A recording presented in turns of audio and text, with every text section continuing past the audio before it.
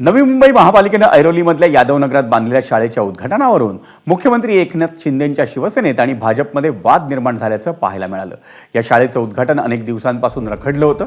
या शाळेचं उद्घाटन मुख्यमंत्री एकनाथ शिंदे यांच्या हस्ते करण्याची मागणी शिवसेनेचे जिल्हाप्रमुख विजय चौगुले यांनी केली होती, पण मुख्यमंत्र्यांची वेळ मिळत नसल्यानं या शाळेचं उद्घाटन भाजप आमदार गणेश नाईक यांच्या हस्ते करण्यात आलं। त्या पार्श्वभूमीवर शिवसेना आणि भाजपचे कार्यकर्ते आमने सामने आल्याचं पाहायला मिळालं। भाजप आणि शिवसेनेच्या कार्यकर्त्यांनी एकमेकांविरोधात जोरदार घोषणाबाजी केली। लोकसभा निवडणूक तोंडावर आलेली असतानाही गणेश नाईक आणि विजय चौगुले यांच्यामधला राजकीय दुरावा कायम असल्याचं चित्र आहे आणि त्या दोघांनी एकमेकांवर टीकाही केली। आमदार म्हणून माझा अधिकार आहे तो निश्चित बजावलेला आहे आणि त्या बाबतीत मी काल माननीय आयुक्तांना पत्र दिले।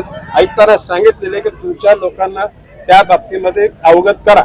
आता अवगत त्यांनी केलेलं, पण हेडमास्टर आले, शिक्षणाधिकाऱ्यांशी बोललोय, साफसफाई होऊन 2-3 दिवसांमध्ये सर्व विद्यार्थी इथे शिकायला लागतील। तर तू नेता आहेस, तुझ्यानी जे जे जे होते ना ते चांगलं काम कर नेता म्हणून, आणि ज्यांनी कोणी बांधायचं त्याचे तुझ्यात हिंमत असेल आमदार असेल तोडून दाखव ना, तोड ना। आम्ही कुठं काय बोलतोय, आम्ही कुठं काय बोलतोय? तिथे जाऊन कुठल्याही पद्धतीने शाळेचं उद्घाटन, अनधिकृतपणे शाळेचं उद्घाटन करायचं आणि तिथल्या स्थानिक नगरसेवकांना डावलायचं, स्थानिक नगरसेवकांना विरोध करायचा, नगरपालिकेला फाट्यावर मारायचं आणि उद्घाटन करायचं, ही कुठली हुकुमशाही झाली? एबीपी माझा, उघडा डोळे बघा नीट।